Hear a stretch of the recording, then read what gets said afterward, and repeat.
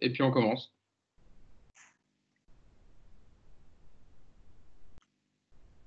Salut à tous, bienvenue dans le podcast Hors-jeu Capital, 32e numéro. J'espère que vous allez tous bien à la maison et que le confinement continue à se dérouler comme il le faut. Nous, écoutez, on essaye de vous apporter un peu de football, un peu de plaisir et un peu de Paris Saint-Germain toutes les semaines dans votre heure hebdomadaire de podcast. Au programme cette semaine, on a beaucoup de choses à parler, malgré le fait que les championnats sont arrêtés, mais il y a notamment des décisions qui sont prises pour la possible reprise des autres championnats européens. Mais avant de parler de tout ça, et aussi on aura un sujet rétro, vous l'avez promis, sur les buteurs du Paris Saint-Germain. Vous allez voir, je pense que vous allez adorer, il y a des surprises dans le résultat du sondage qu'on a fait sur le compte Twitter de Paris United. Mais tout d'abord, je vais vous présenter mon équipe, l'équipe de Paris United, l'équipe de choc qui m'accompagne depuis le début du confinement. Tout d'abord, on commence avec Mousse. Comment ça va, Mousse? Salut Hugo, salut tout le monde. Bah écoute, ça va. Ça va, le Merci. confinement continue à se passer bien, tout le monde va bien de ton côté. Tout le monde va bien, je te remercie. On continue les présentations de l'équipe habituelle. Yacine Amned également. Ça va, Yacine? Salut à tous. Ouais, ça va, merci. L'homme qui enchaîne les nombreuses interviews, les nombreux lives Instagram. Là, ce que vous savez pas, c'est qu'on fait 1 heure de podcast. On va faire 1 heure de podcast et direct après, il enchaîne, Yacine. Il a pas trop le temps. Il est courtisé, le garçon. Il est très courtisé. On passe le temps. Et évidemment, Clément Pernia qui est avec nous de la rédac de Paris United. Ça va, Clément? Ça va et toi? Ta 32e émission, c'est le numéro de David Beckham quand il était au PSG. C'est beau ça. C'est bon. Et bah, tu sais quoi, j'ai vu un sondage sur Twitter où il parlait des joueurs qui ont fait qu'une saison en Ligue 1 et il faisait le 11 des joueurs qui n'ont joué qu'une saison. Et d'ailleurs, donc il parlait de David Beckham. Alors, c'est pas les joueurs à leur prime, parce que David Beckham, c'est pas à son meilleur niveau, mais voilà, il y a quand même pas mal de joueurs qui ont marqué la Ligue 1, même s'ils sont restés qu'une saison. Il y a David Beckham, quand même. il y en a quand même des quelques-uns intéressants. Juan Pablo Sorin. Il y en a eu un paquet. C'était son anniversaire d'ailleurs. Je crois que c'était hier, c'est ça, que le Paris Saint-Germain, c'était son anniversaire. Ouais. Donc dans le sommaire, Il y a eu CEMAC aussi. Ouais, ça c'est pour les moins bonnes nouvelles. Je vais vous présenter donc le sommaire, les amis. Donc on va parler tout d'abord de la reprise du football qui se met en place tout doucement en Europe. Il y a des décisions importantes qui sont arrivées notamment en début d'après-midi concernant la Bundesliga. On verra tout ça tout à l'heure. Ensuite, on parlera un peu de mercato, mais la semaine dernière, vous avez fait les possibles arrivées au milieu de terrain. Là, on parlera des départs. Mousse nous fera un peu une liste des joueurs qui sont incités, on va dire, ou qui pourraient être prêtés et partir du PSG. Et ensuite, on terminera, donc, comme je vous le disais, avec notre sujet rétro. On a fait les numéros 10. Cette semaine, on s'attaque aux buteurs du Paris Saint-Germain, les numéros 9 qui ont marqué l'histoire du Paris Saint-Germain. On parlera un peu de toutes les 9 qui ont marqué le PSG dans son ensemble, dans ses 50 ans d'histoire. Mais chacun, vous avez choisi d'en défendre un et vous nous expliquerez pourquoi. Mais tout d'abord, comme je le disais, donc, on va commencer par cette nouvelle qui est tombée du côté de la Bundesliga. Et donc, Angela Merkel qui a trouvé un accord avec les régions en Allemagne pour la reprise du football. Donc, c'est un accord qui autorise la reprise du championnat à huis clos, mais probablement pour la deuxième partie du mois de mai. Donc, le projet d'accord qui précise que la reprise des matchs en première et deuxième division, pour limiter le dommage économique, je cite, est jugée acceptable à partir d'une date, donc d'après les médias allemands, qui serait le 21 mai. La reprise des compétitions devra être précédée d'une quarantaine de 2 semaines, le cas échéant sous forme de camp d'entraînement. La Ligue allemande de football qui plaidait depuis longtemps pour cette reprise, qui est vitale pour la survie économique d'un secteur en Allemagne qui emploie près de 56 000 personnes. Donc c'est pour vous dire à quel point ça compte énormément en Allemagne.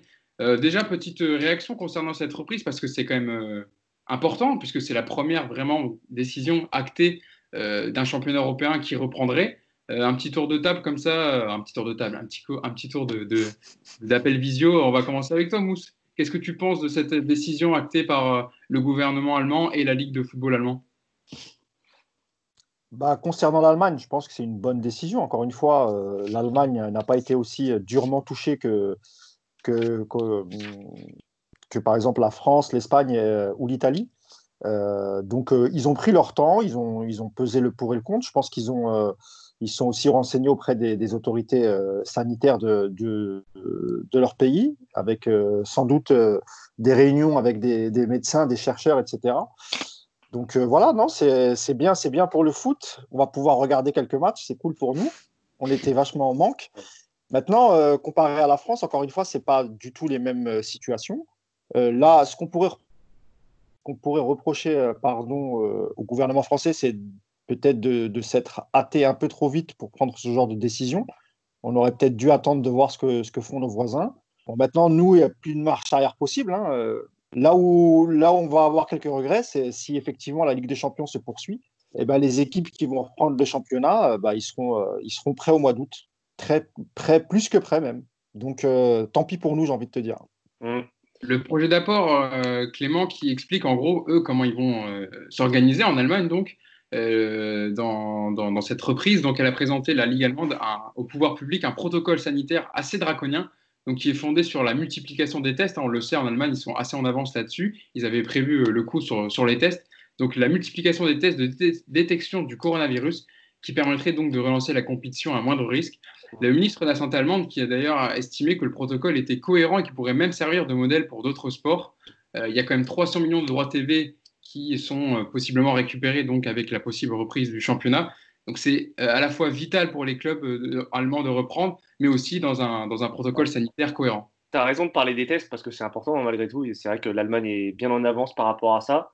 Moi, ce que je note, c'est qu'en fait, il y a deux lectures par rapport à la reprise du sport et du foot. C'est-à-dire qu'il y a la lecture française, c'est-à-dire on se fait pas chier avec le foot, c'est pas prioritaire. Le sport, le foot, les théâtres, les cinémas ne sont pas prioritaires. On rouvre ça en dernier. Et il y a l'autre lecture qui est aussi partagée partiellement en France et qui visiblement est adoptée par l'Allemagne, c'est de se dire, bah, écoutez, on rouvre l'économie et à partir du moment où on rouvre l'économie, et bah, il n'y a pas de raison que les ouvriers, que les facteurs, que les coiffeurs, que les restaurateurs rouvrent et que les footballeurs ne rejouent pas. Et eux ont opté pour cette lecture-là. Voilà, moi j'aurais opté pour la même, mais je ne suis pas compétent dans la décision, donc c'est pas nous qui choisissons. Tu as raison de souligner les inégalités sportives que cela va générer. Mousse l'a fait aussi, c'est-à-dire qu'en fait, on se rend compte, et Yacine l'avait très bien souligné en disant, il me semble, dans un podcast précédent, qu'on parle beaucoup d'Europe, mais il n'y a pas d'uniformité européenne sur cette prise de décision. C'est dommage. C'est dommage que la ministre des Sports, Mara Cineanu, avant les annonces d'Emmanuel Macron, n'ait pas fait une réunion avec toutes les fédés sportives. Je ne sais pas si ça s'est fait ou pas, mais en tout cas, il n'y a pas d'uniformité dans les décisions. Il n'y a pas de cohérence non plus dans le rapport nombre de morts, nombre d'impacts coronavirus et reprise du sport, parce qu'on voit que l'Angleterre est le pays désormais le plus touché d'Europe, et même si ce n'est pas annoncé officiellement, on voit que les joueurs reprennent l'entraînement et que le championnat va reprendre. Il se murmurait même qu'il puisse reprendre avec public, donc on verra. En Espagne et en Italie, on se dirige aussi vers une reprise. Donc, pourquoi les Espagnols ont mis un terme au championnat amateur. Hein, au championnat amateur, mais le Barça a repris l'entraînement aujourd'hui. Le Barça a repris aujourd'hui. Donc, je pense que si le Barça reprend l'entraînement, c'est quelque part, ils ont eu des échos derrière. Donc voilà, pas d'uniformité. Et ce manque de cohérence et de convergence des décisions va contribuer et va mal. Il y a peut-être aussi un manque de courage, Clément. Non, mais c'est une décision politique. Mais ça, je l'ai déjà dit la semaine dernière, que c'était une décision politique. Mais ça va nuire aux clubs français. Et c'est les clubs français engagés en Coupe d'Europe, en l'occurrence Paris et Lyon, qui vont payer le prix de cette manque de cohérence. Je vais ajouter un mot, Hugo, avant de donner la parole à Yacine, parce que moi, il y a deux, trois podcasts, j'avais milité en faveur de l'arrêt du championnat. Parce qu'à l'époque, quand j'avais dit ça, effectivement, on avait atteint un pic extraordinaire en France. Donc moi, je votais plutôt pour l'arrêt du championnat. Aujourd'hui, franchement, je fais... Parce qu'en vérité, je pense qu'on n'a pas exploité toutes les solutions pour pouvoir reprendre dans les bonnes conditions.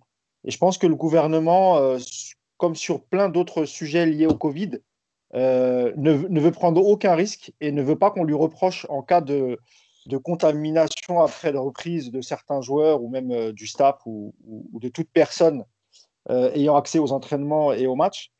Et je pense qu'ils veulent pas récupérer des plaintes ou ce genre de choses. Donc, par manque de courage, ils ont sans doute choisi la solution de facilité, de tout stopper. Comme ça, au moins, on ne pourra pas leur reprocher des morts supplémentaires s'il devait y en avoir. Yacine, pour te donner la parole, c'est vrai que, comme le soulignait Clément et Mousse, la différence notable entre ce qui s'est passé chez nous en France et en Allemagne, c'est qu'en Allemagne, donc, Angela Merkel a réussi à trouver un accord avec les Länder, les régions en Allemagne. Ils sont exprimés d'une même voix, on va dire. Ça a été plus uniforme dans la décision collective. Ils ont essayé de ne pas plomber les clubs économiquement, parce qu'on sait quand même qu'il y a 300 millions d'euros de droits TV à répartir encore entre la deuxième division et la première division. Et aussi, qui est rapporté par les médias allemands, c'est qu'il y a 12 clubs sur les 36 qui pourraient possiblement déposer le bilan, qui seraient en faillite. Donc ça a été aussi pris en compte dans la décision finale. Et voilà, c'est ce qui fait que il faut peut-être un peu regretter ce qui se passe en France. Bah, en fait, il y a plusieurs choses. La première, c'est que dans les autres pays, on a l'impression en tout cas qu'on écoute ou en tout cas qu'on se renseigne auprès des acteurs du foot, des présidents. En France, on a l'impression que finalement, personne ne s'est renseigné auprès de personne, que les décideurs ont décidé tout seuls et qu'on a pris d'informations auprès de personne. Ainsi auprès de Didier Deschamps, apparemment. Ouais, Et de Noël Le Graët. Okay, voilà. Donc on a compris. Donc voilà. Donc ça, déjà, c'est un problème. À partir du moment où tu as quand même un sport professionnel, avec une économie, etc., tu dois quand même te renseigner auprès des présidents, justement, des clubs. Alors, peut-être pas tous les clubs, encore une fois, mais une grande partie des clubs. Aujourd'hui, il y a quand même la possibilité de faire des visioconférences pour prendre des informations là-dessus. On voit que dans les autres pays, c'est différent. La deuxième chose, c'est que je pense que la décision elle a été prise parce qu'on est quand même dans le pays de la démagogie. Et en fait, ce qui est la vraie problématique de tout ça, c'est qu'il fallait tester les joueurs très régulièrement, qu'il fallait beaucoup de tests, et qu'en fait, l'État ne se voyait pas en train de dire oui, les footballeurs ont utilisé 400 000 tests, alors qu'on n'a pas pu tester les infirmières, etc. C'est ça la vraie raison. Parce qu'on voit bien que les Allemands ont assez de tests pour tester déjà la population en grande quantité, puisque ça a été fait avant. Mais aujourd'hui, en fait, comme on a testé les gens normalement, on peut se permettre de tester les footballeurs sans que ça touche les gens, en se disant « Ah d'accord, les footballeurs, ils ont des tests et pas nous ». Donc, il est là le problème. Et le dernier, c'est que comment financer ces tests? Est-ce que c'est les clubs qui devaient se les payer? Parce qu'on est obligé de tester, quoi qu'il arrive. Ça, il faut malgré tout... Moi, je pense que c'est déjà fait, Yacine. Je pense que la majorité des clubs, ils ont peut-être pas communiqué là-dessus, mais... Ouais, mais en fait, le problème... Ils ont testé les joueurs, malgré tout. Oui, mais le problème, c'est qu'en fait, il y a plein de clubs aujourd'hui, si on leur demandait de tester les joueurs et les staffs, donc à peu près 40 personnes, 2 fois par semaine, ça avait un coût qui était trop important. Alors, je ne parle pas du PSG, de Lyon, voilà, mais des petits clubs qui auraient eu du mal. Mais malheureusement, tu es obligé de le faire avant les matchs, après les matchs. Donc voilà, il y a tout ça qui se mélange. Et on voit que, encore une fois, la décision elle a été prise pour couper court. Et en fait, en gros, on ne se donne pas de temps. Voilà, c'est un choix. Maintenant, encore une fois, le choix, il est toujours validé quelque part. C'est comme les transferts. Hein. Quand tu achètes un joueur, il est validé à la fin de la saison. Quand tu l'achètes au début, tout le monde est content ou pas content. Et puis, c'est la fin de saison qui te dit si tu as eu raison ou pas. Bah là, c'est pareil. C'est-à-dire que dans 2 mois, s'il y a un football, en tout cas dans les 5 majeurs, qui est en difficulté plus que les autres à cause de tout ça, bah on saura que ça aurait été une mauvaise décision. Maintenant, c'est toujours pareil. Si l'Allemagne reprend 2 matchs et arrête, tout le monde dira « Ah ouais, finalement, les Français, ils ont eu raison. » Donc, malheureusement, aujourd'hui, on n'a pas assez d'éléments pour dire qu'il a raison. En tout cas, je pense que c'était précipité. Ça, c'est sûr. En tout cas, pour développer justement, parce qu'on a un exemple dans la politique de test et le protocole sanitaire que peut mettre en place l'Allemagne, et l'a déjà mis, parce qu'ils ont déjà repris les entraînements depuis début avril. Ils ont déjà effectué 1724 tests donc, dans les différents clubs allemands, et ils ont déjà retrouvé, on va dire, 10 cas positifs dans ces clubs allemands. Donc le protocole est simple chez eux, les personnes testées positives sont mises en quarantaine donc pendant 14 jours.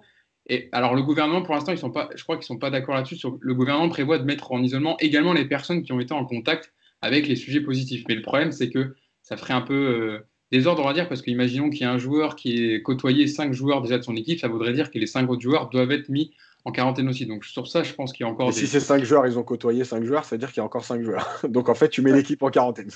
C'est ça qui est encore à discuter. Mais en tout cas, eux, dans leur politique de test, ils ont produit massivement de tests parce qu'ils en avaient aussi de côté. Et c'est ce qui a permis de mettre rapidement de côté les joueurs qui avaient été testés positifs. Vas-y Clément, tu voulais parler. Oh, je voulais faire une blague de merde, c'est pas grave. Ça vaut pas le coup de la faire, alors t'es sûr. Pour parler un peu aussi en Espagne, dont tu en parlais un peu Clément tout à l'heure dans ton propos, c'est qu'eux, ils ont repris également les entraînements depuis mardi, donc depuis hier. Et en Espagne, le gouvernement, il a lancé son plan de déconfinement, c'était lundi, pour les sportifs professionnels. Cela s'est traduit par, je cite, l'ouverture des entraînements individuels et l'entraînement basique dans les ligues professionnelles. Donc en gros, c'est à partir de mardi, les joueurs de Liga doivent être soumis à des tests de dépistage et ils devraient pouvoir leur reprendre l'entraînement 48 heures après s'ils ont obtenu un résultat négatif. Voilà, ils pourront reprendre, mais ils ont donc 2 jours d'attente.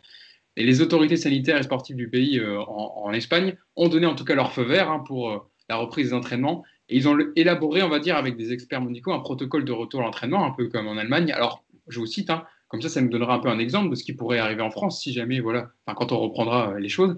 Les entraînements ils seront échelonnés entre l'entraînement individuel et les entraînements en groupe.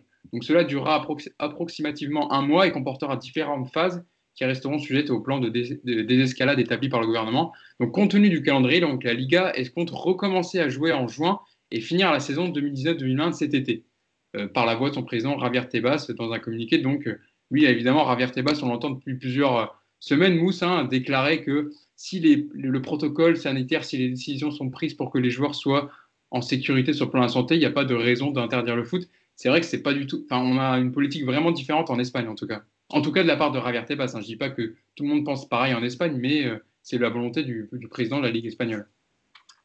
Non, Javier Tebas, il défend très très bien son championnat. On l'a vu, on l'a vu à différentes reprises, et notamment lorsqu'il s'agit de défendre l'économie du football espagnol contre notamment les nouveaux riches comme, comme le Qatar ou avec le PSG ou Abu Dhabi avec City. Donc ça, c'est de bonne guerre et c'est normal. Et puis lui avait vivement critiqué la décision française de mettre un terme au championnat de Ligue 1. Donc si toutes les conditions sont réunies, je vois pas pourquoi, comme l'a dit Clément, si effectivement la reprise économique, elle passe par tous les secteurs d'activité, pourquoi pas le football, qui est très important dans un pays comme l'Espagne. Donc pour moi, c'est normal. Ils ont attendu de voir, notamment le début du déconfinement qui s'est fait lundi, je crois, Clément, c'est ça, hein, ou ce week-end, je ne sais plus, c'est samedi, je crois. Ça commence. Samedi, ouais. C'est samedi, le samedi dernier qu'a commencé le déconfinement, donc c'est logique.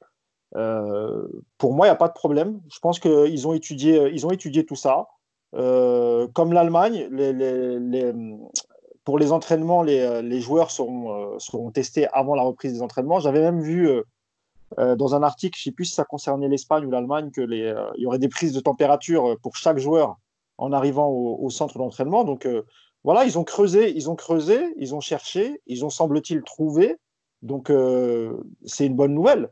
Après, encore une fois, la bonne nouvelle, elle est pour eux. Pour nous, c'est pas bon du tout, et notamment en vue de la reprise de la Ligue des Champions. Donc c'est pour ça que je regrette qu'on ait pris la décision un peu trop tôt. En Italie, Yacine, c'est un peu pareil. Les joueurs reprennent petit à petit le chemin des entraînements. Pour le moment, ils passent des tests physiques et surtout sanitaires. Et donc, je crois que c'est demain, les dirigeants de la Serie A et le gouvernement doivent se réunir pour discuter des prochaines étapes en vue de la reprise. Donc, de déterminer à partir de quand et comment, surtout, les entraînements collectifs pourront se tenir. En Italie, voilà, il y a évidemment qui a été le deuxième pays le plus touché au monde après les États-Unis. C'est sûr que eux, la situation est différente par rapport à l'Espagne, l'Allemagne et la France. Ouais, après, de toute façon, moi, la vraie problématique, c'est que j'ai l'impression que tout le monde essaye de trouver des solutions pour reprendre, et que nous, on a essayé rien du tout. Enfin, on a essayé des solutions farfelues, parce qu'en fait, dans les autres, on parle jamais de play-off, de match à élimination directe. Non, mais voilà, on parle de reprendre le championnat, tout simplement. Peut-être parce que les autres présidents de clubs, dans les pays que tu cites, sont peut-être plus solidaires qu'en France aussi.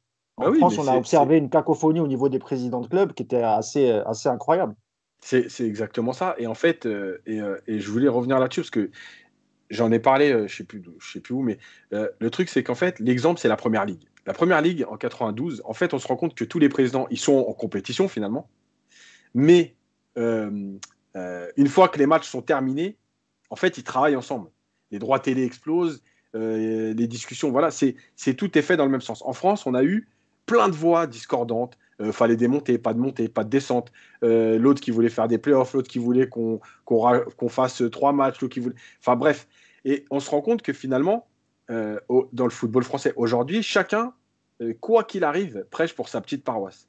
Alors que dans les autres pays, on se rend compte qu'on essaye d'harmoniser un peu tout ça pour sortir le foot du pays de la crise et pas son petit club. Et elle est là toute la différence. Et c'est pour ça qu'aujourd'hui, il y a des pays qui peuvent reprendre ou qui vont reprendre, qui envisagent de reprendre. C'est qu'ils ont tout fait pour s'entendre. Il n'y a pas de voix discordantes.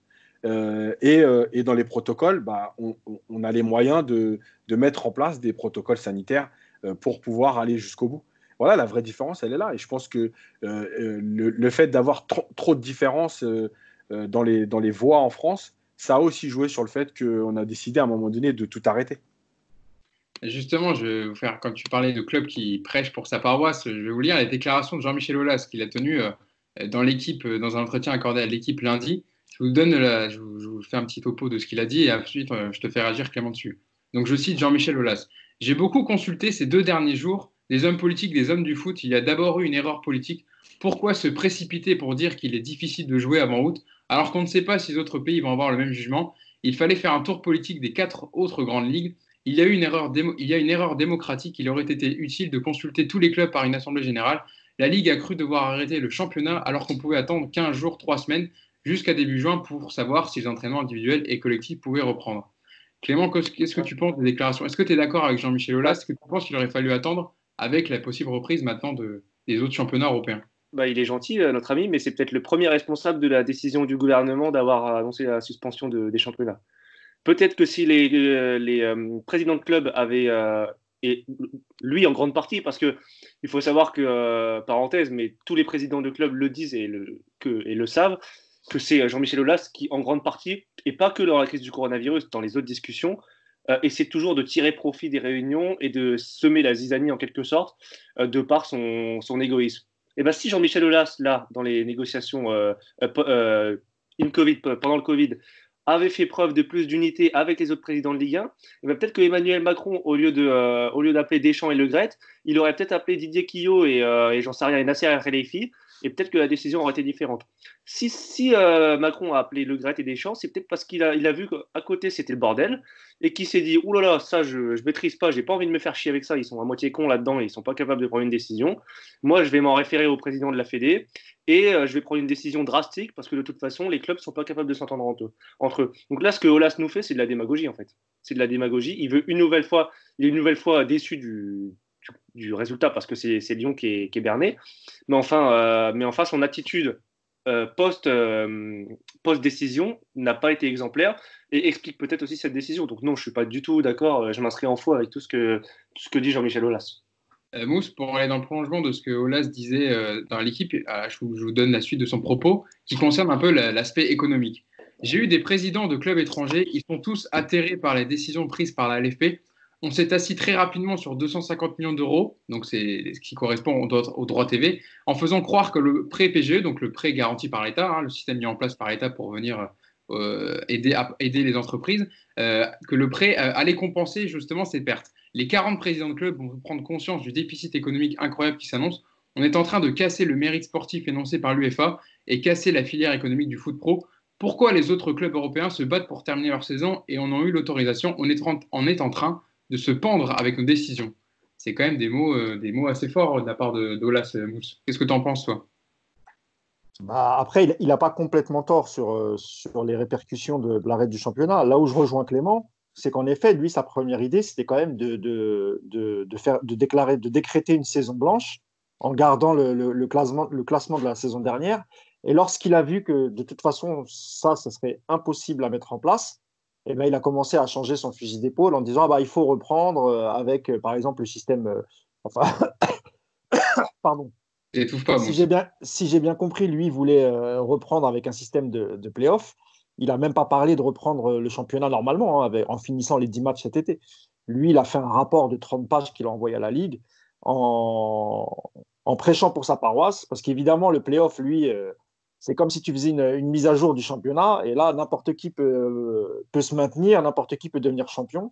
Alors après, il s'est rétracté en disant que quoi qu'il arrive, le PSG serait champion. Donc, si j'ai bien compris, ça concernerait à partir de la 2e place. Bon, même ça paraît farfelu de toute façon. Il se moque de Jacques-Henri Hérault avec des propositions farfelues.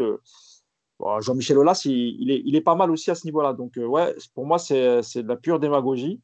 C'est que je pense que lui, sa volonté première, c'était qu'on arrête le championnat et qu'on garde le classement de la saison dernière. Et puis, quand il a vu que ce n'était pas possible, il nous a sorti de son chapeau l'histoire des playoffs. Mais ouais, démagogie à 1000%.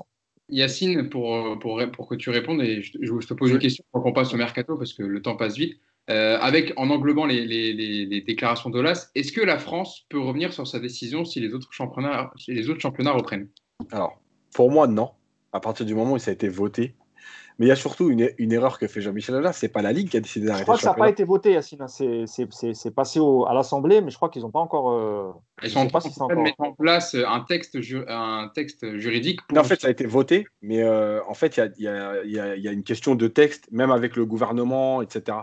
Parce que comme le championnat n'est pas terminé, que ce n'est pas prévu dans les règlements, donc si tu veux, c'est acté dans les votes, mais tu ne peux pas l'acter comme ça dans les textes. Mais il y a juste une chose, c'est qu'en fait, ce n'est pas la Ligue qui a arrêté. Il peut détourner comme il veut, c'est une décision gouvernementale. C'est pas la Ligue qui a dit, nous, on arrête le championnat, parce que si Édouard Philippe, mardi dernier, avait dit, on attend, enfin, chaque fédération sportive est libre de choisir ce qu'elle veut faire, on n'en serait pas là. C'est une décision gouvernementale. Et c'est pour ça aussi que l'UEFA ne peut rien faire avec la France, parce que c'est une décision d'État. Donc, c'est là qu'il se trompe. C'est-à-dire que même si aujourd'hui la Ligue avait décidé de dire non, nous on vote contre l'arrêt du championnat, en fait le gouvernement a décidé que ça s'arrêtait. Il suffisait de signer un décret, c'était terminé de toute façon. C'est eux qui ont décidé. Et que Olas le veuille ou non, la fédération, elle est dépendante du ministère des Sports, donc en dessous de l'État. Et c'est pas elle qui fait ce qu'elle veut. Donc c'est là, c'est une grosse erreur qu'il fait parce que ça se passe pas comme lui il l'entend. Il y a des choses qui se sont passées au-dessus et personne n'avait son mot à dire. Clément, tu veux réagir rapidement et après on passe au mercato? Non, moi j'ai déjà dit ce que je pensais de Olas. Juste parenthèse, mais RMC vient de donner l'info pour les quarts de finale de Ligue des Champions. Je ne sais pas si vous avez vu ça passer. C'est-à-dire que le quart de finale du PSG est programmé le 10, 11 ou 12 août. Et le huitième de finale retour de Lyon le 8 août. C'est-à-dire que ça y est, l'UEFA a déjà penché sur les dates de Ligue des Champions. Donc le message est clair, la Ligue des Champions va reprendre, puisque les 4 grands championnats sont en train de reprendre. Donc la boucle est bouclée, j'ai envie de dire. Ça y est, moi, je propose que le PSG organise des matchs amicaux contre Lyon. Et comme ça, les deux clubs. Mais non, mais c'est vrai. À un moment donné, il va falloir. Au moins 4 ou 5 fois, c'est ça? Parce que 4 ou 5 fois avant les huitièmes et que les équipes restent en marche, parce que sinon, ça va être compliqué. Hein. On verra ça en tout cas des décisions qui vont tomber de l'UEFA. On en parlera dans le prochain podcast, évidemment, quand on aura un peu plus d'informations précises.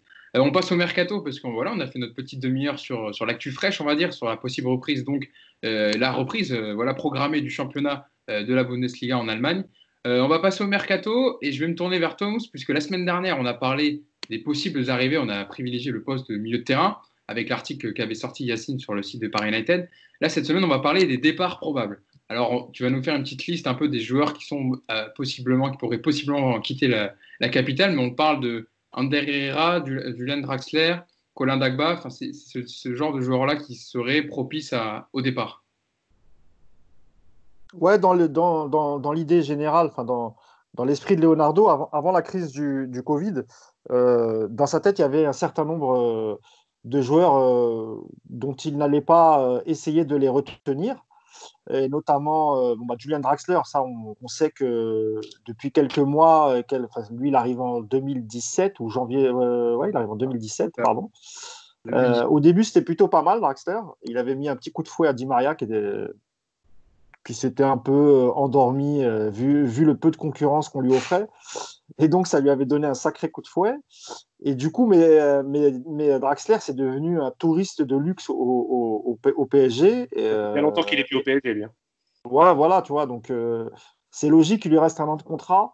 Alors, de ce que je sais, lui, cette saison, il est prêt à partir parce que, vu que l'Euro a été décalé, ça lui laisse une chance, s'il rebondit dans un club, de pouvoir peut-être participer à l'Euro en 2021.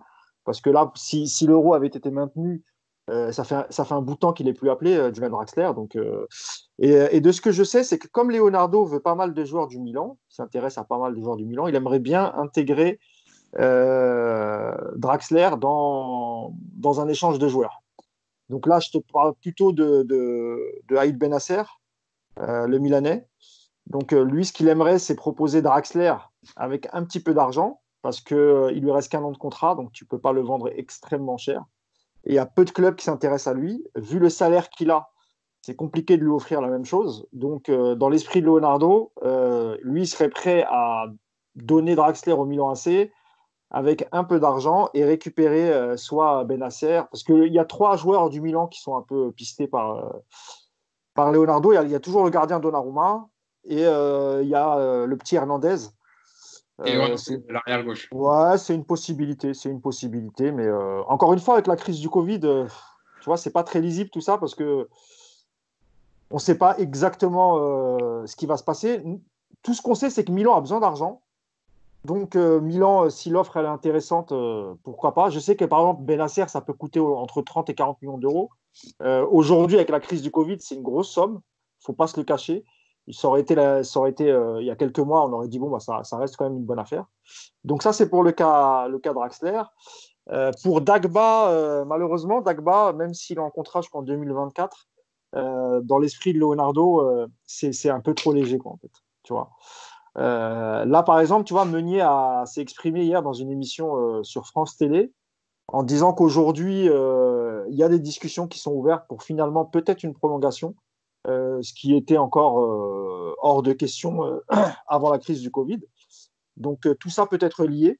Si effectivement on prolonge Meunier et qu'on arrive à dégoter un latéral droit en Europe, il sera probablement vendu, Dagba. Il y avait eu une approche de Newcastle l'hiver dernier, mais bien avant qu'on entende parler d'une possible reprise des Saoudiens.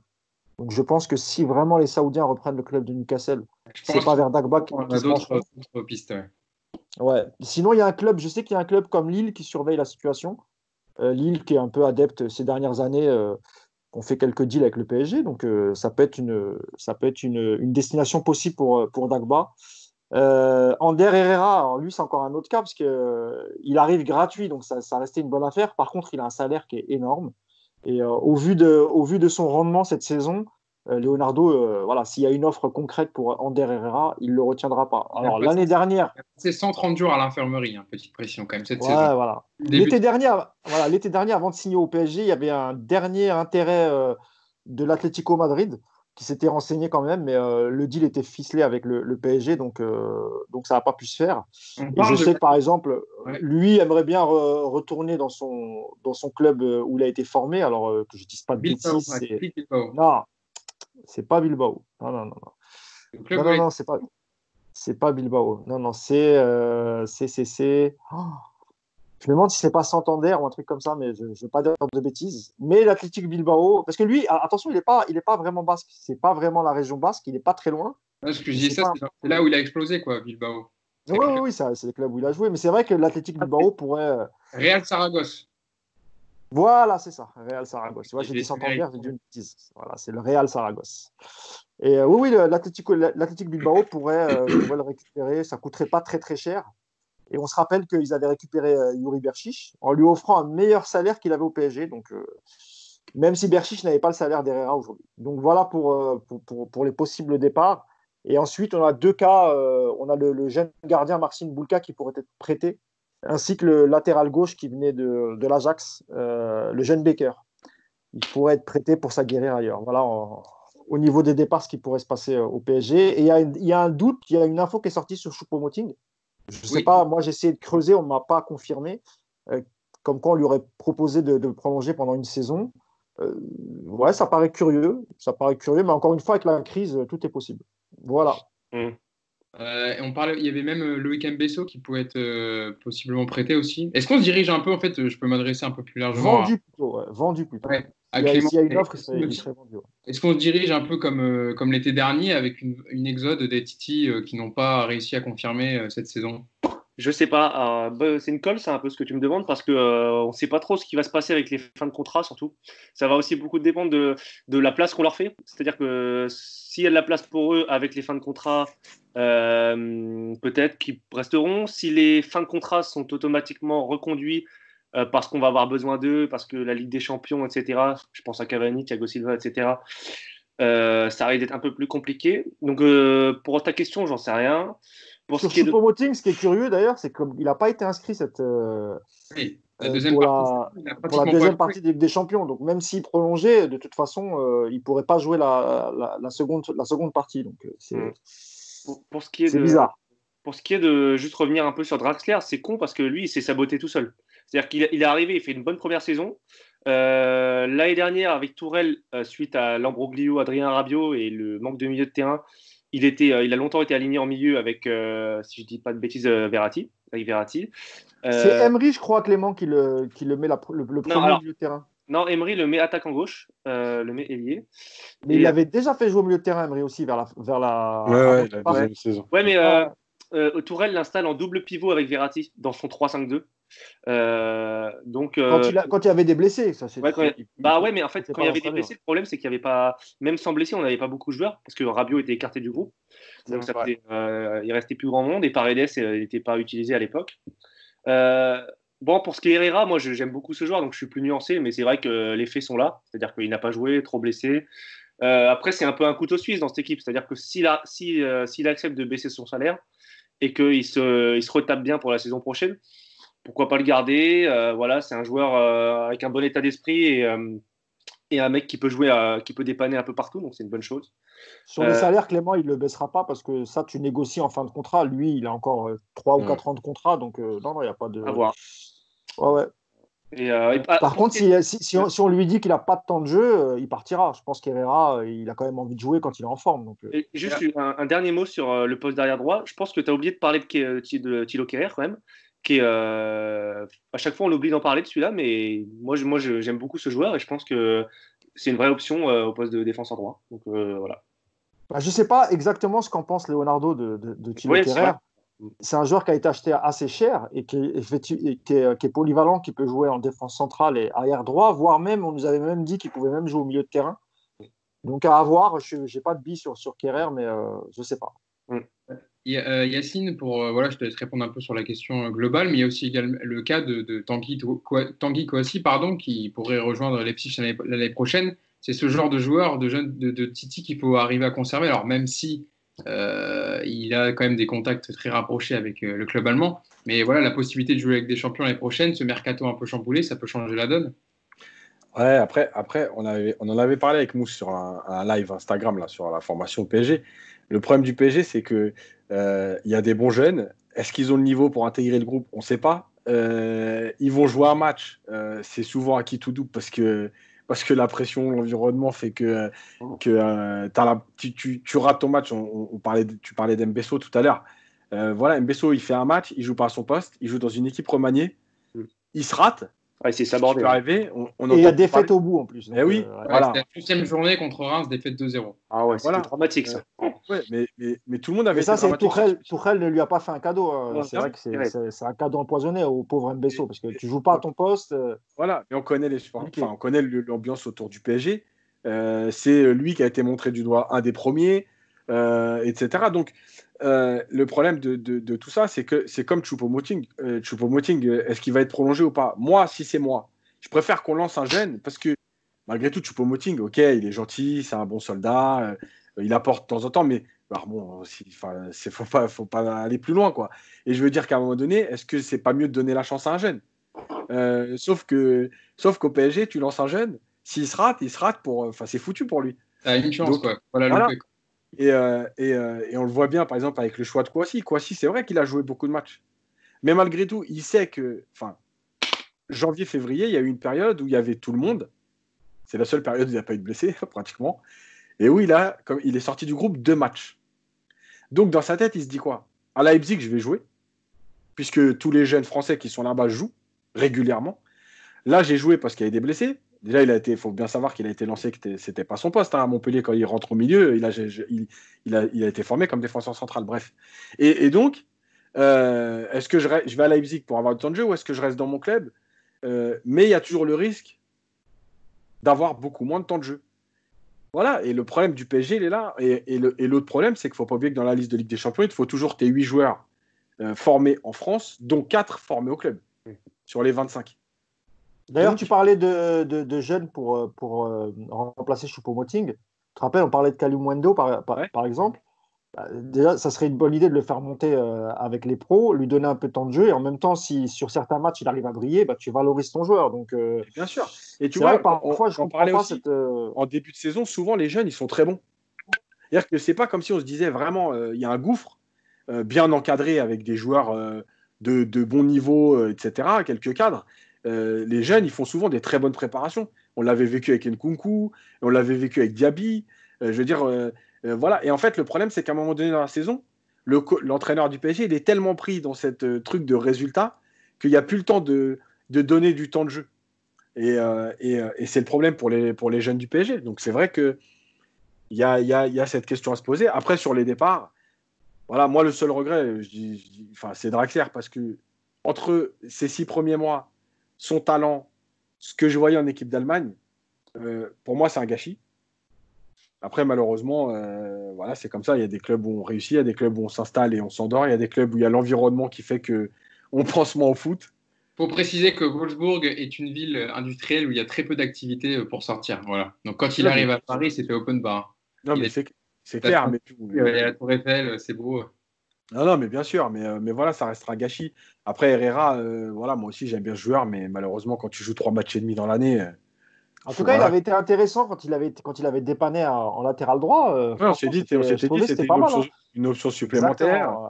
Malheureusement, toujours rattrapé par ses pépins physiques. Il n'a jamais pu enchaîner, je crois Non, même 2 matchs, deux il n'a matchs pas fait 2 d'affilée, matchs. il me semble. Peut-être en début de saison. Peut-être en Même début de pas, saison. Mais puisqu'il se alors blesse en après, préparation. ah Ouais. ouais, donc il n'a jamais fait 2 matchs Ah d'affilée. oui. Alors, ouais, c'est dommage. C'est dommage L'avantage, parce que tu sens qu'il a un super bon état d'esprit. C'est un bon Ouais. mec, tu vois. C'est dommage, mais on le savait même avant qu'il signe. Hein. Ouais, ouais. On C'était le sait que même risque. à Manchester, il était souvent blessé. Donc, voilà, Son, la- son c'était un meilleur, pari. son meilleur match, c'est l'anniversaire de Cavani, je crois, sur la piste de Danse, il était pas mal. Avec Neymar, il était très bon. l'avantage d'Ander Herrera, c'est qu'il est sous contrat jusqu'en 2024. Donc, tu peux possiblement gagner un peu d'argent avec lui, comme tu l'as Mais recruté grâce. entre le peu de matchs qu'il a fait cette saison et les prix qui devraient baisser Ouais. en rapport avec le Covid, Il n'a plus resté grand-chose. tu peux pas en espérer non plus 25 millions, quoi. Si tu le Ouais. vends 10 millions, bah, tu récupères Son le salaire. salaire que tu lui as filé Voilà. et peut-être une partie de la prime à la signature, ce qui est pas mal, tu vois. Donc voilà. Mm. Parce qu'il a 31 ans, il me semble. Hein. 30 ans. 30 ans, 30 ans. Donc ouais, il est encore jeune, mais il faudra surveiller le Après, pépin physique, quoi. Après, pour terminer sur la vente des Titi, comme tu disais, le truc, il y a une différence, c'est que l'année dernière, les Titi ont quand même pas mal joué Ouais. et ils étaient sous contrat. Là, il ne faut pas oublier que Kouassi Aouchiche, par exemple, ils sont en fin de contrat. Mm.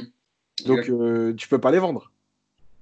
Donc, c'est Ouais, soit puis il par faut- exemple, concernant Nkunku, il a joué quasiment 2 saisons à haut niveau, quoi, tu vois, Mais même bien s'il n'a sûr. pas joué tous Voilà, les matchs. il avait Et une valeur. Diaby, il a fait une saison quasiment complète, même s'il n'a pas joué tous les matchs. Mais je crois que avant de le vendre, je crois il est pas redescendu en U19 de la saison, Non, non, non. Diaby. Il me Et semble puis, qu'il a fait toute il a l'année en fait pro. les premiers matchs où il enchaîne. Après, il disparaît un peu et puis après, il Et, finit. et Paris le vend bien, hein. Il le Ouais, ouais, vend ouais. entre un peu plus de 15 millions, tu vois, il me semble. Donc c'est C'est pas pour mal. ça. C'est pour ça, aujourd'hui, ceux-là, ils sont C'est en fin de dommage. Ouais. contrat et ils ont moins joué. Donc, automatiquement, tu vas en récupérer moins. De toute façon, on verra déjà qu'on ait déjà des dates pour l'ouverture du mercato. Alors, Didier Quio, le président de l'AFP, avait dit que ça serait normalement les mêmes dates qu'il y a chaque saison, donc entre mi-juin et voilà, mi-août, à peu près 2 mois. Donc, on verra. Mais oui, Yacine. Juste pour dire que c'est tout simplement impossible, puisque en fait, le mercato, tu es obligé de t'adapter aux autres.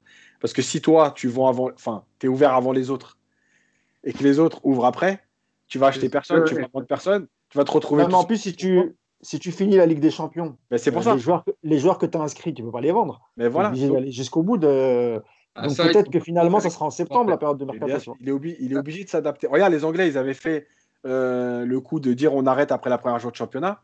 Cette année, ils sont revenus en arrière parce qu'ils voient bien qu'il y a 3 semaines où tu n'es plus avec les autres. Donc, En fait, ce qui serait plus logique, c'est d'ouvrir la période de mercato à la fin de la Ligue des Champions. Peut-être voilà. au Ouais, lieu de faire 3 mois, tu fais faire 3 semaines. 1er septembre Premier au octobre. 1er octobre, tu vois. Et voilà, Voilà. tu fais un mercato De toute d'appoint. façon, on le sait bien, c'est que tu as 70% des transferts qui se règlent entre soit les 3 premiers jours, soit la dernière semaine. Le Entre les fameux, deux, il ne se passe rien. il y a aussi, Yacine, le fameux panic buy où les clubs achètent Oui, c'est ça. dans les dernières heures. Ah oui. C'est assez incroyable. Je ne sais pas si vous avez vu d'ailleurs la série c'est la série Netflix sur Sunderland, Till I Die. J'ai commencé. Là. Et on est plongé d'ailleurs parce que le club est en troisième division en Ligue 1 et ils expliquent. Enfin, on a une situation. Il y a le nouveau propriétaire qui veut acheter Will Grigg, le joueur de Wigan, et donc il le surpaye en fait dans les derniers instants du mercato hivernal c'était la saison 2018-2019, et tu vois en fait comment un sacré problème pour les clubs parce qu'ils attendent le dernier moment pour surpayer les joueurs. Ils n'ont pas le choix. Ils sont, tu vois. Et en plus, ils avaient perdu leur buteur. Ils avaient perdu Josh Maja qui était parti à Bordeaux. Ouais. Et il leur fallait à tout prix un buteur. Et tu vois qu'ils sont tellement en galère, surtout qu'ils jouaient la montée, qu'ils sont obligés de surpayer certains joueurs des fois qui valent peut-être pas cette somme. On passe. Hein?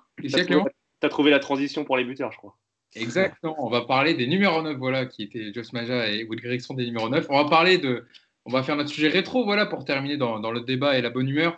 On avait fait les numéros 10, on va s'attaquer aux numéros 9 qui ont marqué l'histoire du Paris Saint-Germain. Alors, on vous a sollicité, hein, les suiveurs du compte Twitter de Paris United. On a fait un petit sondage pour vous proposer. Alors, on peut mettre que 4 choix, donc on vous a mis 4 possibilités, mais on va revenir sur d'autres buteurs également dans le podcast. Alors, il y a eu 4 950 votes, donc c'est bien, vous avez été nombreux à participer. En première position, je vois déjà le sourire de Clément, Pedro Miguel Paoletta avec 40% des suffrages. En deuxième position vient l'attaquant suédois Zlatan Ibrahimovic avec 37% des voix. En troisième position, Edinson Cavani avec 12% des voix. Et enfin, en quatrième, George Weah à 11%. Alors, on va faire comme la dernière fois avec le numéro 10, on va prendre dans l'ordre. Mousse, toi, tu as choisi de défendre, chacun vous avez choisi de défendre un numéro 9 qui vous a marqué, vous, personnellement, dans l'histoire du Paris Saint-Germain. Je me tourne vers toi, Mousse, comme tu as choisi Zlatan Ibrahimovic, qui a terminé le plus en haut de ce sondage. Tu as choisi l'attaquant suédois, donc, qui a fréquenté le Paris Saint-Germain de 2012 à 2016. Je le rappelle, hein, 180 matchs, 156 buts, voilà, qui est deuxième meilleur buteur de l'histoire du club. Pourquoi ce choix?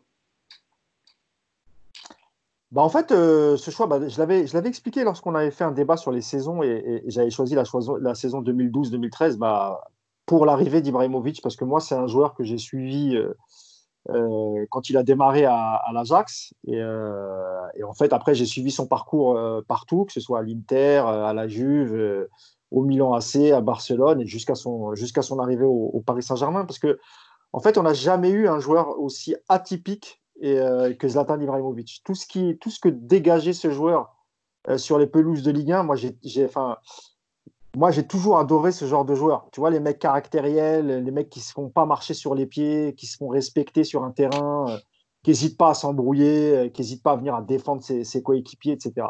Et je trouve que Zlatan, il a apporté beaucoup, beaucoup. Je pense que pour le buteur, pour démarrer le projet QSI, tu ne pouvais pas faire meilleur choix que Zlatan Ibrahimovic parce qu'il est charismatique. C'est un joueur qui fait parler. Donc, quand il fait parler, il met la lumière sur le club. Donc, même si parfois il est un peu exagéré, mais on connaît Ibrahimovic, c'est dans son ADN la provocation. Tu vois, quand il dit j'ai mis le Paris Saint-Germain sur la carte depuis que j'y joue, voilà, il sait très bien que c'est pas vrai, mais c'est son côté provocateur et c'est quelqu'un qui aime faire parler aussi, tu vois. Et puis au niveau, et puis sportivement, enfin, je veux dire, les buts qu'il a mis au Paris Saint-Germain, il y a quand même eu des buts extraordinaires. Encore une fois, le doublé contre Marseille, dans un classico, claquer 2 buts comme ça, tu vois, d'entrée, tu vois, tu signes ton arrivée en disant voilà, je me présente, Zlatan Ibrahimovic, même si il l'avait dit, moi je connais pas la Ligue 1, mais la Ligue 1 me connaît, ce qui était probablement vrai. Donc voilà, pour toutes ces raisons, pour moi, Ibrahimovic, c'était extraordinaire. Même si en Ligue des Champions, dans les matchs à qualification directe, pardon, il n'a pas toujours été là. Bon, c'est comme ça, mais pour le reste, honnêtement, moi, vraiment jamais j'oublierai le passage d'Ibrahimovic du début jusqu'à la fin, jusqu'à son départ. Voilà, c'est un grand, grand joueur et on manque aujourd'hui, depuis son départ, on n'a pas eu de joueurs avec ce caractère, tu sais, des mecs qui détestent la défaite et qui t'entraînent avec eux. Je m'arrêterai avec une dernière anecdote. Il est au courant, Clément, il la connaît, mais c'est une petite surprise. Je ne veux pas dire qui nous a raconté cette anecdote. Je ne veux pas vous le dire parce que c'est une surprise, ça apparaîtra dans le prochain bouquin. Mais on a interrogé un joueur qui était là au début du projet QSI. On lui a demandé une anecdote pendant un entraînement avec Zlatan Ibrahimovic. Et il nous a dit, lors d'un des premiers matchs qu'ils avaient fait lors d'un entraînement collectif, le joueur dont je te parle était dans une équipe, Ibrahimovic était dans l'autre. Et l'équipe d'Ibrahimovic a perdu le petit match amical pendant l'entraînement. Et à la fin, il les regarde tous et il leur a dit en anglais moi, je ne joue pas avec des losers, quoi, tu vois. Donc, en gros, il a mis, tu vois, il a mis les points sur les i direct. Il a dit, moi, c'est la dernière fois que je joue avec vous. Vous êtes des losers et moi, je suis un winner. Donc, voilà, tu vois, d'entrée de jeu, il a marqué son territoire. Et je trouve que ce genre de joueur, ça manque dans l'effectif du PSG. Il a aussi fait, pour apporter un petit plus, il a aussi également apporté au Paris Saint-Germain du côté professionnel, au-delà du sportif. On le fait par exemple de modifier les repas, de faire porter les valises des joueurs à l'entrée des. Voilà, il a aidé le club à se professionnaliser. Donc voilà, ça joue aussi également en sa faveur. Clément, je me tourne vers toi désormais. Toi, tu as choisi le meilleur buteur de l'histoire du Paris Saint-Germain avec 200 buts, Edinson Cavani. Ah, je te laisse le défendre. Tout le monde sait que, je pense, les gens qui nous et Yacine Edinson Cavani, il nous a fait un score à la Benoît Hamon à la présidentielle. Il nous a fait un 12%. Et ouais, je sais pas. Je pense qu'en fait, dans la consigne, il n'y avait pas vraiment de consigne. Et je pense que les gens ont plus voté avec leur cœur qu'avec leur tête. Ah, bah, de toute façon, c'est des choix personnels. Hein, même non, mais je pense qu'ils ont plus voté avec leur cœur parce que tout ce qu'a dit Mousse sur Zlatan, je suis d'accord avec 80-90% de ce qui a été dit. Et rien que ça montre l'importance du mec et l'importance et le fait qu'il était plus important que Paoletta au PSG. Alors moi, je vais parler de Cavani. Je ne sais même pas s'il y a besoin de trop détailler. C'est le meilleur buteur de l'histoire du club. C'est la légende de ce club, de par tous les aspects, de par l'aspect sportif évidemment, de par l'aspect humain, de par son état d'esprit. Il faut savoir que c'est un mec qui est arrivé plutôt dans l'ombre quand même, parce qu'il arrive à une période où Leonardo s'en va en même temps, où Zlatan, Thiago Silva, etc. sont déjà au PSG.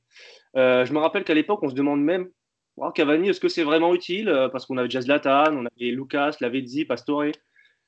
Au final, il arrive dès son premier match au Parc contre Ajaccio, il me semble, il met un coup de pétard du gauche, il égalise en lucarne à la 90e. On se dit, ah ouais, d'accord, lui, c'est pas n'importe qui. Il joue 4-5 ans sur le flanc gauche. On s'en rend compte aujourd'hui, c'est pas du tout son poste, mais il a rien dit. Il a rien dit. Ça peut paraître normal, mais putain, quand on se rend compte aujourd'hui de toutes les polémiques qu'il y a dans le foot, c'est très fort. C'est très fort de ne jamais avoir râlé. Il y a eu quelques histoires, etc., mais il a toujours fermé sa gueule globalement et il est resté. Et la première année, donc après le départ de Zlatan, la première année d'Emery, où il est positionné en numéro 9, il inscrit 49 buts dans une saison. Je ne sais pas si ça a déjà été fait par un attaquant du PSG. Je ne crois pas. Je crois que c'est le meilleur bilan d'un attaquant sur une saison. Et après, évidemment, sur les saisons suivantes, il y a Neymar et Mbappé qui arrivent, donc il est un peu plus en retrait. Mais l'année où c'est la star, où c'est le cador, il plante 50 buts. C'est-à-dire que c'est un mec qui ne s'est jamais défilé. On l'a vu dans les gros matchs, on l'a vu au Vélodrome, quoi, à 10 contre 11, il faut égaliser à la 98 minutes. C'est lui qui obtient le coup franc, c'est lui qui prend le ballon, c'est lui qui tire le coup franc. On l'a vu à Barcelone, quand malheureusement, l'élimination, quand il faut quand même sauver un peu les meubles, c'est lui qui marque. Dans les gros matchs, il est présent. Dans l'état d'esprit, il est présent. Il a su conquérir le cœur des supporters. Ça, c'est la différence que je mettrais avec Zlatan et le point commun que je mettrais avec Paoletta. C'est-à-dire que Zlatan a plus apporté que Cavani en professionnalisme et en progression du club. En revanche, Zlatan, c'était un mercenaire. Et Cavani, c'est plus que ça. Cavani, il s'inscrit dans l'identité du club, il s'inscrit davantage dans l'histoire du club et dans le cœur des supporters. Et là-dessus, c'est très fort. Voilà, tous ces aspects réunis font que pour moi, c'est le plus grand. C'est peut-être pas le meilleur sportivement. Il a peut-être pas la technique de la frappe de Zlatan. Il a peut-être pas l'aspect tueur de Rocheteau. Mais il a plein de choses qui font que pour moi, ça restera le plus grand. Et je pense que c'est même le plus grand joueur que ce club ait connu aujourd'hui. Tu me fais une belle transition, Clément, puisque tu as parlé de Dominique Rocheteau. Et c'est le choix de Yacine qui a choisi Dominique Rocheteau, le 4e meilleur buteur de l'histoire du club avec 100 buts. Alors, on l'a surtout évidemment connu du côté de la Saint-Etienne. Il a eu ses belles années dans les années 70 où il a gagné beaucoup de trophées. Mais il a fait aussi 7 saisons au Paris Saint-Germain où il a gagné notamment le championnat de France et 2 Coupes de France, notamment face au Saint-Etienne de Michel Platini. Je te laisse en parler. Yacine, tu seras évidemment plus à même que moi parce que tu connais mieux le joueur et je pense que tu as vu certainement des matchs. Donc, je te laisse développer et nous expliquer le choix de Dominique Rocheteau. Alors, déjà, pourquoi choix? Moi, j'aime bien parler des joueurs un peu anciens, ça fait un peu d'histoire, comme j'ai eu la chance de les connaître. mais Rocheteau, en fait, pourquoi? Parce que, alors déjà, il faut savoir que c'est quand même le 4e buteur de l'histoire du PSG, avec 100 buts. Rocheteau, en fait, quand il arrive au PSG en 80, il vient de Saint-Etienne. Et Saint-Etienne, c'est le club numéro 1 en France à ce moment-là. Le PSG, c'est un club qui est en train de se construire. C'est le club de la capitale, mais c'est un club qui végète en milieu de tableau. voilà, qui arrive à attirer une ou deux stars comme Bianchi. Et qui est dans l'élite depuis 6 ans. Hein, donc, Voilà. Qui arrive à attirer quelques stars parce que c'est la capitale, comme Daleb, comme Bianchi, comme Djorkaeff, comme voilà. Mais c'est pas encore le grand club que ça va devenir. C'est d'ailleurs un club sans titre au niveau de l'élite. Et donc, bon, ça surprend un peu. Rocheteau, il est international, il est installé dans cette équipe de Saint-Etienne. La seule différence, c'est qu'il joue ailier droit, alors que c'est pas son poste de formation, parce qu'il est quand même barré par des grands joueurs à Saint-Etienne comme Johnny Rep ou Révelli. Et en fait, il arrive au PSG et justement, il va être recentré. Il va jouer notamment avec Toko. Et en fait, avec Suzik derrière et Daleb autour pendant les premières années. Et en fait, il va s'éclater. Il va en fait montrer des choses qui vont amener presque déjà un footballeur moderne. C'est-à-dire que c'est un joueur qui dézone beaucoup. C'est un joueur qui fait beaucoup d'appels, mais c'est aussi un joueur qui défend. C'est un joueur très généreux. Alors, le fait d'avoir joué ailier droit à Saint-Etienne, ça aide aussi, puisqu'il n'est pas resté qu'avant-centre dans sa carrière. Mais il va faire beaucoup d'efforts et il va marquer des buts importants, notamment contre Saint-Etienne en finale, puisque c'est lui qui va égaliser au bout de la prolongation et permettre au PSG de se retrouver au tir au but et de remporter son premier titre contre son ancien club.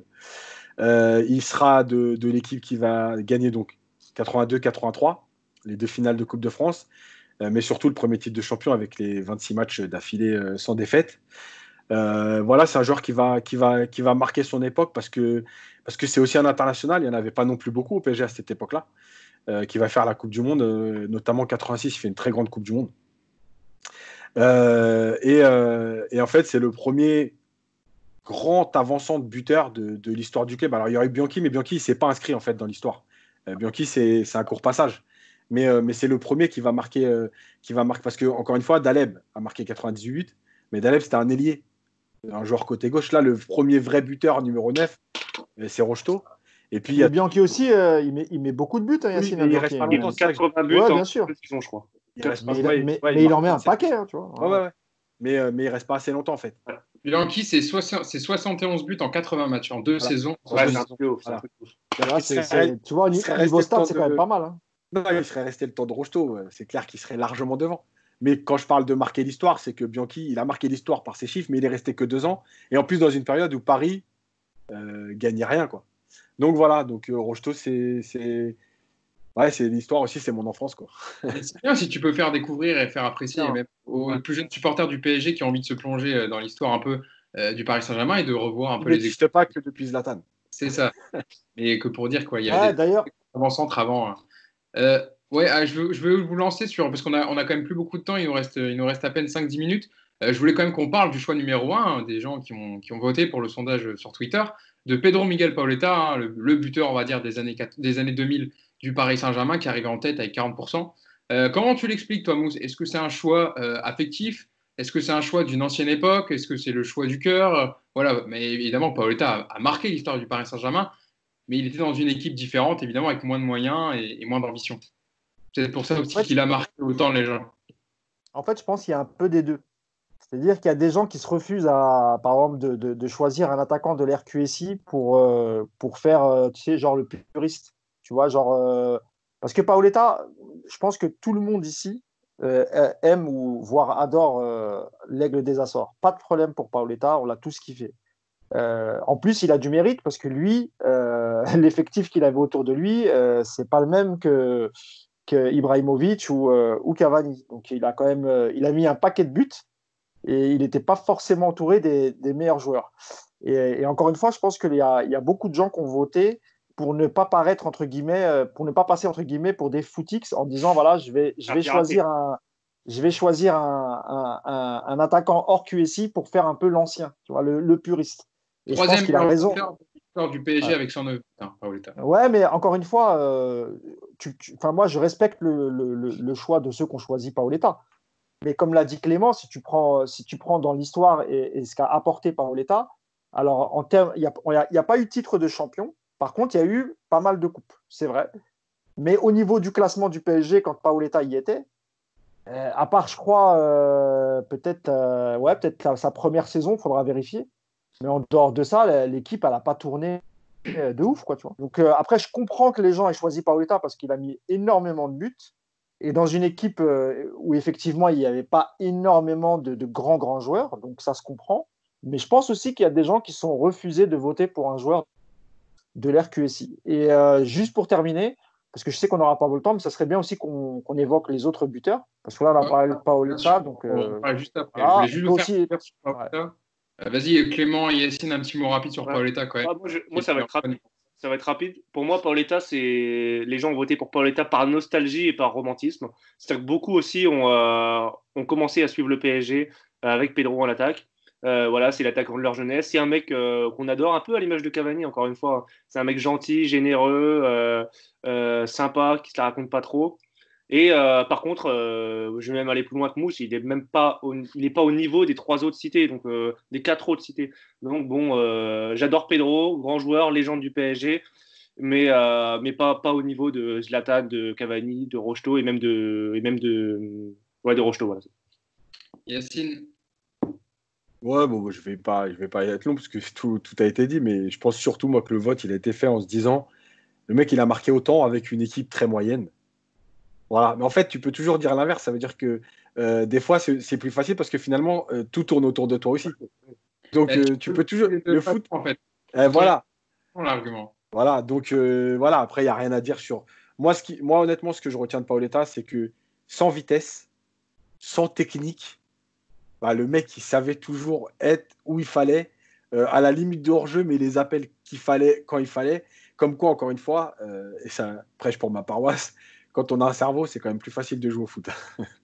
Mais c'est sûr que moi, enfin, Miguel Paoletta, pour parler de mon cas personnel, c'est vrai que c'est lui aussi, c'est l'attaquant c'est quand j'ai commencé à suivre le Paris Saint-Germain, étant né en 93, c'est là où j'ai commencé à suivre le PSG, j'avais 10 ans, voilà, j'ai très rapidement, je suis tombé très rapidement, pas amoureux, mais voilà, du club du PSG. Et Paoletta, c'est vrai que, alors c'est sûr que c'était pas par sa technique, il apportait pas énormément au jeu, mais par contre en finition, et puis dans ces moments compliqués où on était à trembler pendant tout le match, il nous a sorti quand même un paquet de fois de situations un peu compliquées. Ouais, Et voilà, même son aura et le fait qu'il ait laissé une très bonne trace au Paris Saint-Germain, il revient régulièrement dans la capitale. Il aide aussi le club à être un peu ambassadeur au Portugal. Donc voilà, pour tout ça, moi Il y a aussi le fait qu'il ait mis des super buts contre Marseille, et ça, Oui, dans l'esprit des gens, ce que j'allais ça dire, reste, parce que tu vois.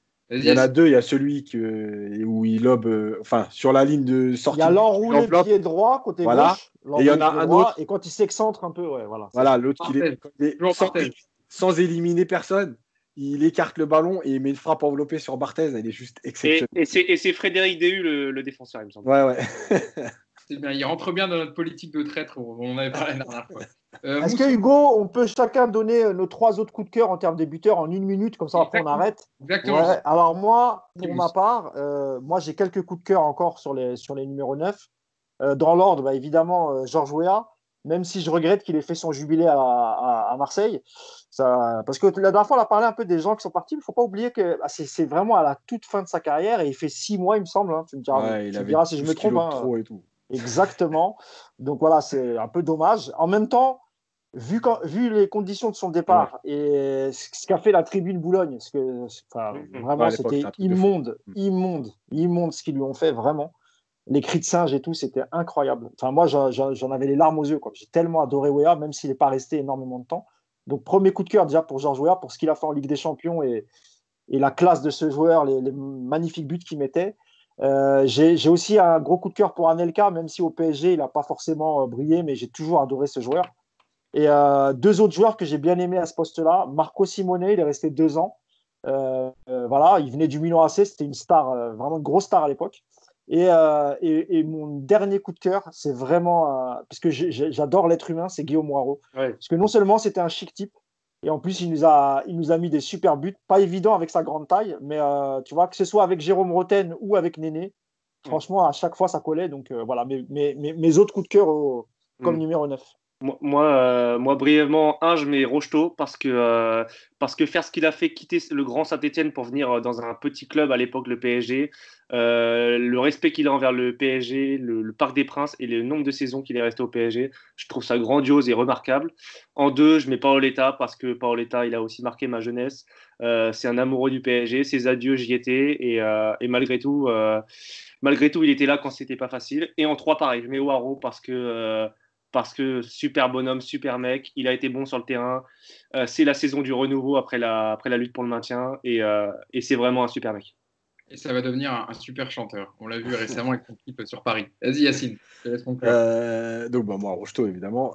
En 2, Wea, parce que Wea, je l'ai vu faire. Alors, Wea, c'était l'irrégularité, mais Wea, je l'ai vu faire des choses sur le terrain. Il n'y a pas beaucoup de joueurs au monde qui sont capables de faire ça, d'éliminer des joueurs comme ça, avec une telle facilité, une telle puissance. Petit crochet, Yacine. Ouais, Petit ouais, crochet. ouais. Intérieur du pied, là.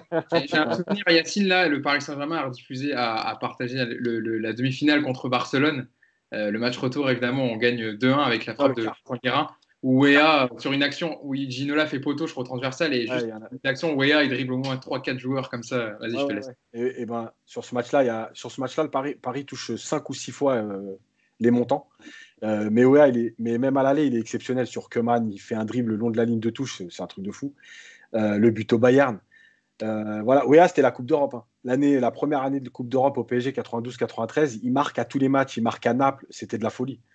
Voilà, et puis le dernier, bon, je ne vais pas être original, mais O'Haro, en fait, c'est vraiment tu sais, c'est typique du joueur coup de cœur. C'est un bon joueur, attention, c'est pas le coup de cœur, tu vois, comme on disait par exemple Choupo-Moting. Exactement, tu as raison de le signaler parce que c'est pas du tout la même chose. Parce que lui, c'était un vrai buteur et même au Havre, son club formateur, il est. Ouais. Malgré tout, on aime aussi tu sais, ce joueur qui adopte le maillot et qui s'y attache réellement. Et même quand il part, tu sens que ça l'a marqué et il est toujours attaché au maillot. Voilà. Et puis, moi qui parle beaucoup d'humain dans la formation et tout, je pense qu'au niveau humain, je ne suis pas persuadé qu'il y ait beaucoup de joueurs de sa grandeur à lui, en tout cas, même dans le football tout court, parce que le mec, on sent qu'il est, il est là, il est cool, il est zen. Cavani est un peu comme ça, ouais. Cavani, oui, voilà. Ouais, mais un peu plus en retrait. Tu vois, oui, bien sûr. À la cool, quoi. Voilà, le mec, il est là, il est heureux de ce qu'il a fait. Moins exubérant que voilà. Waro, mais je pense que c'est des joueurs qui seront respectés à vie par les supporters du PSG, ne serait-ce que par l'attachement qu'ils ont envers le club. Ouais, c'est ça, en fait. Ouais. Très belle conclusion pour finir sur ce sujet rétro qui nous a rappelé des très bons souvenirs. Qu'est-ce qu'on pourrait faire comme poste, les gars, pour le prochain podcast? Quel poste les arrières centraux. Les arrières centraux, le défenseur central. Ouais, c'est une bonne idée. Ouais. On en a eu des pas mal. Hein. Ouais. Eh ben, on fera ça. Les défenseurs centraux, on a aussi beaucoup eu de déliés, c'est-à-dire autour de Ginola, Wea, Daleb et compagnie, des joueurs un peu de côté comme ça, ou milieu offensif. Mais les défenseurs centraux, c'est vrai qu'on a eu du dégueulasse aussi. Mais eh ben, on fera ça. On mettra le sondage sur Twitter des défenseurs centraux qui vous ont marqué dans l'histoire du Paris Saint-Germain et ça sera notre prochain débat rétro. Merci à vous de nous avoir suivis. J'espère que le podcast vous a plu. Nous, on a pris beaucoup de plaisir, encore une fois, à se réunir et parler du Paris Saint-Germain et de football. Je voulais remercier ceux qui m'ont accompagné aujourd'hui, comme toutes les semaines. Merci Mousse, merci Yacine et merci Clément d'avoir été avec moi pour cette heure de podcast. J'espère que vous avez apprécié le contenu. En tout cas, portez-vous bien. Continuez le confinement. J'espère qu'on en sortira tous bientôt et qu'on pourra revoir du football. En attendant, restez chez vous. Et puis, on continuera les podcasts, nous, évidemment, pour vous divertir et vous parlez football pendant 1 heure du Paris Saint-Germain. Salut à tous et à la prochaine. Salut.